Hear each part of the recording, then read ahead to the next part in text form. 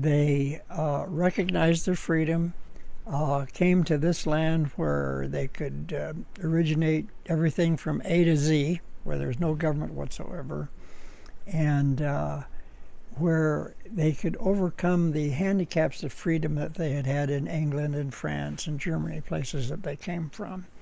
So the U.S. was a very special place for them, and the Constitution was written in such a way as to implement all the freedom that a person could exercise without harming anyone else.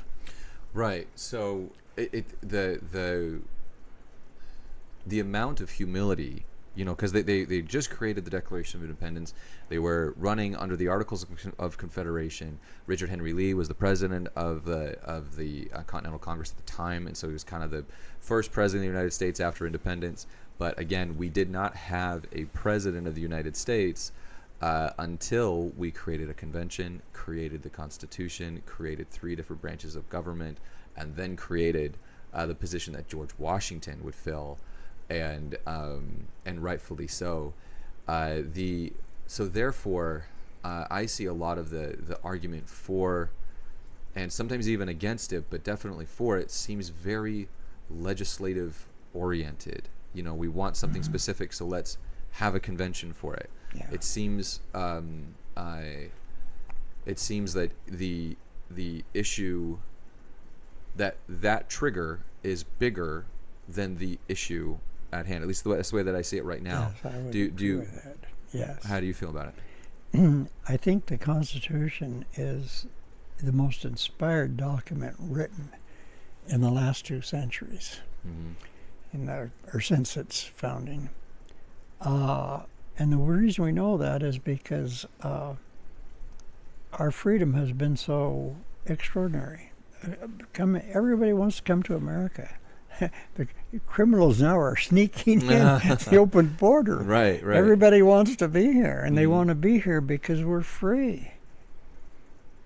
And there hasn't been any proposed amendment to the Constitution, at least not lately, that would increase that freedom. The Constitution is written in such a way that it limits the government to specific spheres of activity and prohibits it from anything else. So, I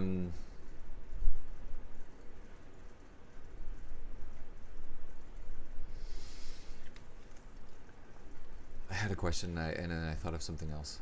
I apologize. Okay. So the Constitution as the governing document of our nation limits the government in what fundamentally, and I think that's just the thing that's the constant reminder is, for a citizen truly to be free, they must see the Constitution as not permissions that they are allowed to do, but restrictions on what the government is allowed to do. Precisely. Right. Yes. And when we truly understand that as deep as the Founding Fathers did, then we'll really see what the purpose of the Article 5 is, which yes.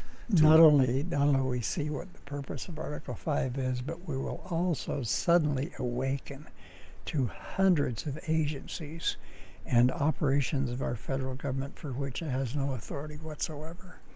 These are today's problems. Right. Today's greatest problems are unconstitutional departments, agencies, activities of the federal government that it has no business being engaged in.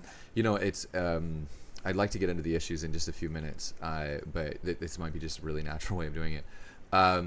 But those agencies, so let me ask one. This was the question I keep forgetting to ask. Does Article 5 then relinquish a citizen's responsibility over our own representation in Congress? Does it say, hey, you don't have to be responsible for your own congressman? Well, that would depend on what an Article 5 convention concluded.